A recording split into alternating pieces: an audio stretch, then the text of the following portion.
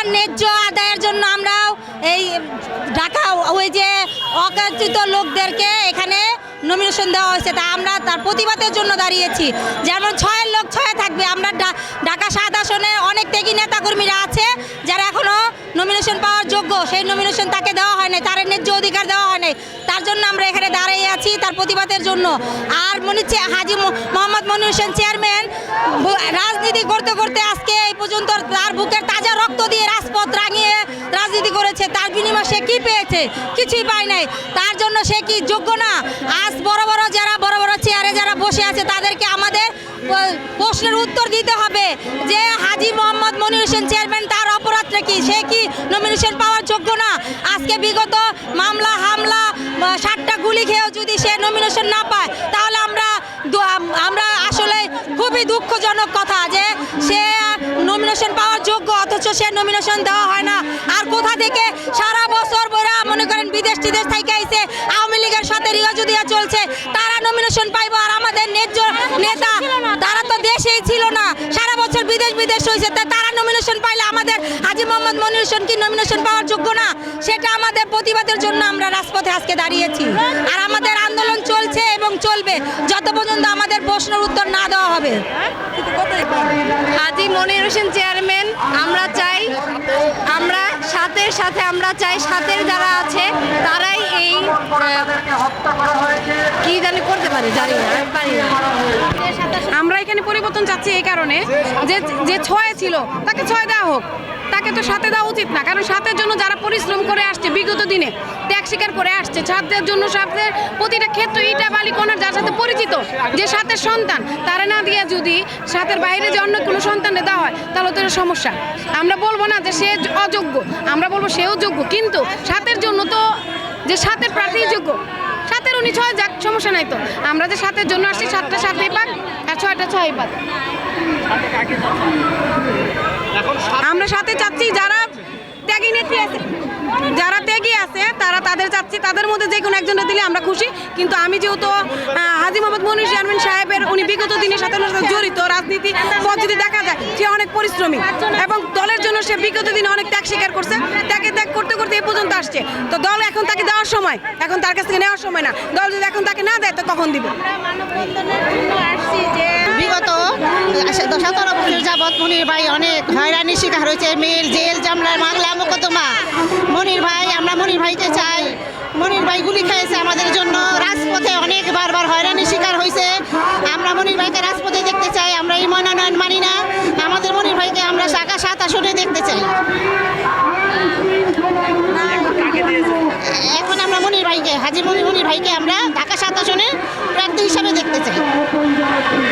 আমরা সাথে মনির হোসেন চেয়ারম্যানকে আমরা এমপি হিসাবে দেখতে চাইছিলাম, কিন্তু আমাদের মনির ভাই ত্যাগী নেতা, 7 বছর জেল খাটছে, কারাগারে ছিল, তিনি 7টা গুলি খাইছে। আর সে রাজপথে সবসময় ছিল, সে কারাগারে থাকাকালীনও তার কর্মীরা সবসময় রাজপথে ছিল। আর সে অনেক মামলা মোকদ্দমা আর কি পড়ছে। সেই জন্য আমরা মনির ভাইয়ের এমপি হিসাবে সাথে দেখতে চাই, আমরা সাথে নমিনেশন ফেরত চাই। আমরা হাজী মনির হোসেন চেয়ারম্যানকে নমিনেশন দেখতে চাইতেছি। আমরা আজকে এসেছি, আমরা 7 আসনের ভিতরে আমার হাজী মনির হোসেন, সে অনেক নির্যাতন, সে কারাগারে বইয়া বসে মিছিল মিটিং মানুষের পাশে দাঁড়াইছে। সে মাটিরও মানুষ, সে অভিযোগ নাই, সে অনেক নির্যাতন হয়েছে। এই জন্য আমরা তার এমপি হিসাবে দেখতে চাই 7 আসনে। সে অনেক নির্যাতন হয়েছে, সে বাড়িঘরে থাকতে না, তার বাড়িঘর জ্বালানো হয়েছে, তার ভিতর গুল্লি দিয়ে জাউদার করে আলা হয়েছে। আমরা গরিবের জন্য গেলে সে সাহায্য করছে, মানুষ মারা গেলে সাহায্য করছে, বিয়া চুরা গেলে সাহায্য করছে, তার গরিবের পাশে সে দাঁড়াইছে। তারা আমাদের এমপি হিসাবে আমরা দেখতে চাই। আমাদের আর কোনো দাবি নাই, আমরা তার 7 আসনে এমপি হিসাবে দেখতে চাই। আমরা কোনো আর দাবি নাই। হাজী মনির হোসেনের এখানে মানব বন্ধন করতে আসছি আমরা হাজী মনির হোসেন মনির ভাইয়ের নেতৃত্বে। সে মাটি ও মানুষের নেতা, তারা আমরা অনেক ভালোবাসি। সে অনেক 15-16 বছর এলাকায় থাকতে পারে নাই, তার বাড়িঘর পুড়িয়ে দেওয়া হয়েছে, সে গুলি খাইছে, সে বারবার কারা নির্যাতিত হয়েছে, তার ভাই মিটিংয়ে যায় মারা গেছে, তার বাবা মা মারা গেছে, সে দেখতে পারে নাই। সে আমাদের জন্য অনেক কিছু করছে, সে মানুষ গরিব দুঃখীর বন্ধু। তাকে আমরা ঢাকা 7 আসনে তারে আমরা এমপি হিসাবে দেখতে চাই, তাকে নমিনেশন দেওয়া হোক। এই সেই দাবিতে আমরা এখানে আসছি। হ্যাঁ, আমরা যারা দেখি নাই, যারা চিনি নাই, তারা আমরা চাই না। আমরা হাজী মনির হোসেন মনির ভাইকে এমপি হিসাবে দেখতে চাই, তার নমিনেশন যেন তারা দেওয়া হয়। এই দাবিতে আজকে আমরা এখানে মানববন্ধন করতে আসছি।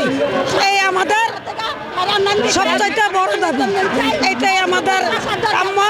আমরা ঢাকা 7 আসনে যারা ত্যাগ স্বীকার করেছে বিগত ফ্যাসিস্ট আওয়ামী লীগ সরকারের আমলে 17 বছর জেল, গুম, খুন, হত্যার সাথে যারা জড়িত, তাদের মধ্যে মূল্যায়ন না করে একজন বহিরাগত 6 আসনের ভোটার, সে বিগত ফ্যাসিস্ট আওয়ামী লীগের আমলে 6 আসনে সে নির্বাচিত এমপি হিসাবে, প্রার্থী হিসাবে সে মনোনয়ন চেয়েছিল।